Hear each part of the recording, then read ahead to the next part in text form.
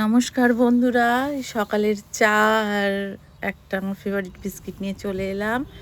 এরপরে ব্রেকফাস্টের জন্য আমি করব মশলা আমলেট। তার জন্য ডিম নিয়ে নিয়েছি, পেঁয়াজ, ক্যাপসিকাম, লঙ্কা, গাজর কুচি, টমেটো কুচি, এটা মোজারেলা চিজ আছে আর বাটার দিয়ে এটা ফ্রাই করব।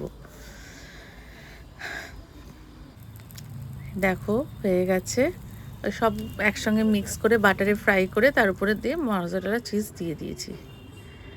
দেখো আর তিনজনে, দেখো তোমাদের দাদা এই বাজার করে নিয়ে এলো। এই ভাবো এই বেলা হয়ে গেছে, এখন এত বাজার, কি রান্না করব বুঝতেও পারছি না। তা এই বাঁধাকপিটা আমার ছিল, বাঁধাকপি মাছের মাথা দিয়ে ভালোবাসে বলে আজকে বাঁধাকপিটা কাটছি।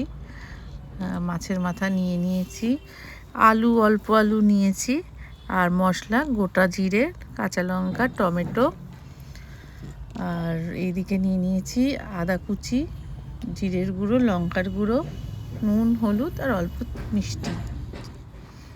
হয়ে গেছে আমার এই মাছের মাথা দিয়ে বাঁধাকপি। এবার এই ডালটা আমি কিন্তু একটু সাম্বার স্টাইলে বানিয়েছি, আর ডালের সঙ্গে পেঁয়াজ কলি আলু ভাজা, আর লাস্টের হচ্ছে ফুলকপি বড়ি দিয়ে ট্যাংরা মাছের ঝোল।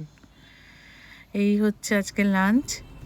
আর বিকালের একটা স্ন্যাক্স করব বলে প্রিপারেশান নিচ্ছি।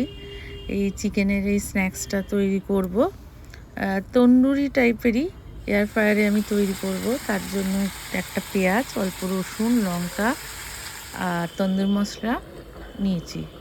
এটাকে পুরো ম্যারিনেট করে রেখে দিয়েছি। ম্যারিনেটের মধ্যে আগে দেখালাম ডিম, একটুখানি সাদা তেল আর এই বাটারটা দিয়ে করব। তো আমার ম্যারিনেট করে রাখা ছিল চিকেনটা, এখন আমি এয়ার ফ্রায়ারে দিয়ে দিচ্ছি, একটু বাটার দিয়ে দিচ্ছি তার মধ্যে, দিয়ে ম্যারিনেট করা চিকেনটা এয়ার ফ্রায়ারে দিয়ে দিলাম। এবার টাইমিং এখানে আমি দেব, প্রথমে দেব 25 মিনিটস দেব 185 টেম্পারেচারে।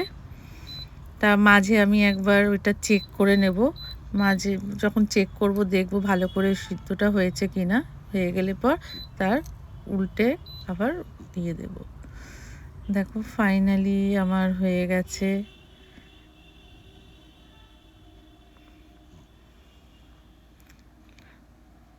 এই হলো আমাদের সন্ধেবেলা স্ন্যাক্স।